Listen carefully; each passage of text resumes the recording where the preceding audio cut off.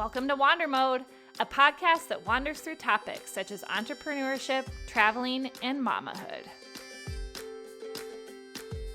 As a teacher turned entrepreneur and a mama to one, I am sharing my tips and tricks to maintain harmony in a multifaceted life. Let's wander. Welcome back, Wanderers. Today's episode is about empowering your journey and navigating all of life's challenges with resilience and reinvention. In a big world where everyone's life goes different ways, I had the honest pleasure of hearing firsthand about the lives of three amazing women. First, there was Katie in episode 15, who used to stay at home with her kids, but found a newfound passion for reading tarot cards during the pandemic. Then there was Courtney in episode 16, who turned her many talents into a successful business, teaching moms like me, actually, how to work online and support our families. And finally, there came Samantha. That was episode 17, who owned a yoga studio and now helps people with their feelings in mental health counseling. All of these women come from very different backgrounds, but they all have something in common. They changed their lives and took on new roles, even when it was hard. And they are not the only ones. There are many women like them that show the incredible strength it takes to alter a facet of ourselves, and they can inspire us all. Their stories show us that we can be many things at once. After their interviews, I couldn't help but contemplate the idea of reinvention. And I was in a conversation with a friend, and she actually said, I don't think that it's actually as much reinvention, but it's more like allowing a part of ourselves that has always been there to simply blossom. It's just that for other times in our lives, we allowed other things to blossom first. This got me thinking, life requires us to change ourselves, or, as my friend said, allow a different part of ourselves to blossom. This doesn't have to only apply to our careers. It might mean leaving a bad relationship, or it might be taking time for ourselves. For those of you who often put others before yourself, we face a lot of pressures to be perfect in our careers, a lot of pressure to be perfect as a mom, pressure to be perfect in our relationships, and even how we look. We might feel guilty sometimes, or we might question if we're good enough. We might mismanage our time. We might turn to social media too much, or we might have tears that we shed when life gets to be too much. We might feel burned out. We might feel emotionally and physically drained. Sometimes life just simply feels like too much to handle. But here's the thing. It's okay to feel this way. It is okay to feel this way. We are only human. We are not superheroes. That's why I'm sharing the stories of many women. Stories that show that we all have struggles and that it's normal. Stories that show that we all have different needs. We have different dreams. Stories that prove that it can take time to determine what we might need to reinvent or let certain aspects of ourselves blossom. Let's take, for example, my journey to becoming a mom. It took me 13 years to feel ready to have a child. Before that, being a mom was not actually something that I thought about very much. Before I had a kid, people had many opinions about the fact that I didn't have a kid. Some thought I didn't like kids. Other people thought I was maybe too selfish to be a parent. And some even assumed that I couldn't have kids. But when Em arrived, people's attitudes suddenly shifted, and it became acceptable for me to spend time with her instead of working. Later, when I decided to leave my teaching job and focus on our family business, people actually praised me for becoming a stay-at-home mom, even though that wasn't my path. Ultimately, it took a lot of effort for me not to give in to the pressure or feel overwhelmed by what others thought about me not having or having a child. I allowed my journey to unfold in its own time. And it is so important to stay true to yourself and follow your path, no matter what others say. If you are sitting out there and you are facing this insurmountable mountain that is leading you to the realization that something in you requires reinvention, despite what others are saying, I want you to think about, how do you determine what part of you needs to change, but also how are you going to keep it together simultaneously as you transition? Well, there's not actually any one answer for everyone. But what I did and what you could do is start by looking at your challenges. In episode 18, I shared that I have learned that life often presents its best outcomes wrapped in challenges, meaning that you almost have to dig into those challenges in order to get to life's best outcomes. Last year, I had a very hard time managing my time.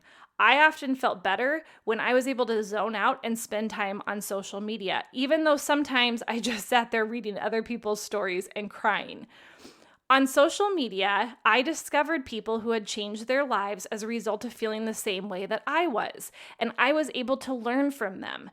I took their ideas, and really they helped me decide to work full-time in our family business. It was a super tough decision, but admitting that I was struggling and then asking for support or seeking support from others who got it was really what it took for me to make the change that my life needed. So if you need help, it's okay to ask for it. When we talk about what we are going through, we form community and we remind each other that we are not alone in this hard time, that together we can find the strength to deal with the difficult things that we face. And we're able to then push through those exact challenges that we're analyzing to figure out if there's something in there that needs some reinvention. Another way to figure out what you might need to change in your life is by looking at the people around you, your community. I've talked about this a lot. Who you spend time with can really affect how you feel. If you are feeling unhappy or negative about certain things in your life, it is possible that the people that you're with could be part of the problem. When I interviewed Courtney, she actually shared something really wise. She said that our thoughts, the things that we say, and the things that we do shape our lives. So if you want to have a positive outlook on certain parts of your life, it is important to be around people who are positive too. Think about it this way. If you're surrounded by friends who make you feel good about yourself, who encourage your dreams, who are kind and supportive, you're more likely to feel positive too. But if the people you're around are negative or bring you down, it might be time to make some changes. By making small changes to the groups of people that you're spending time with, you can create a community that reflects the kind of happiness and positivity that you want to have in your life. Remember, your happiness does matter, and you deserve to be surrounded by people who make you feel good about yourself.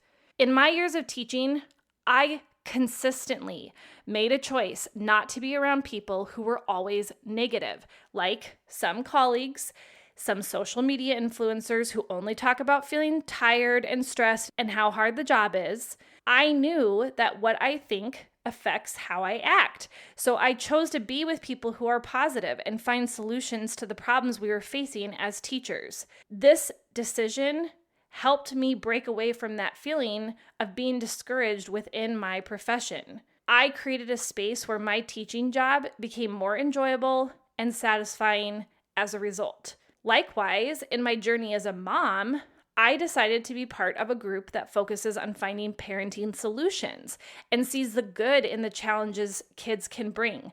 It doesn't mean that we never whine and complain, but we focus on the positive. We focus on bringing positive energy into our home environments. And that positivity not only affects how I respond to things that my little one does, but it also shapes how my child sees the world. Being a part of a supportive community can change the way you think. It helps you believe that even when things are tough, you can find solutions and follow your dreams.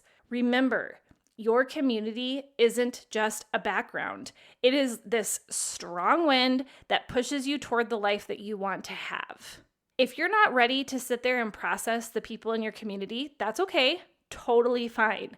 Another strategy would be to think about how powerful learning can be. This idea has actually been my guiding light through this entire process. Learning has helped me stay strong even when things get tough. Education comes in many forms, and it can give you a confidence to handle the different parts of your life. So picture this.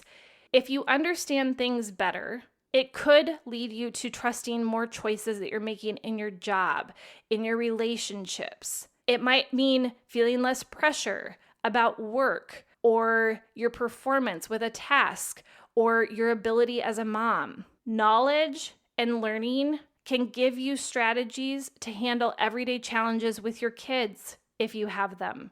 Learning can turn even the most ordinary tasks into opportunities for growth. The journey of getting stronger and more confident through learning doesn't have to be just my story. It can be yours too. And I want you to think about the parts of your life where you want to know more about something. Have you ever considered listening to interesting podcasts instead of your usual playlist during your commute? Or turning boring chores into chances to learn by listening to audiobooks? Imagine how much you can learn about things that you love, especially related to your different roles in life. Education can make you feel more confident and help you handle challenges better. Remember, growing and learning isn't something that happens all at once. It's like a journey that lasts your entire life. Imagine it like an exciting adventure where you keep discovering new things along the way. So, if there's something about yourself that you want to improve, that's great. Growing isn't something that you finish. Be open to new ideas and those things that are challenging you. And when you face changes, think about the fact that you're not being weak. You are showing how strong you are. You're not just doing okay, you're doing really well. And your journey proves how amazing and strong you are. So until next time, always remember that your journey is yours alone, and it's wonderful just the way it is. Stay strong, stay inspired, and keep shining your amazing light. If you wandered to this point in the episode, thank you for listening to the Wander Mode podcast. Please leave a review and subscribe. You can follow me on Instagram and Facebook at WanderModeCo. Reach me by email at julie@wandermode.co. Until next time, wander on.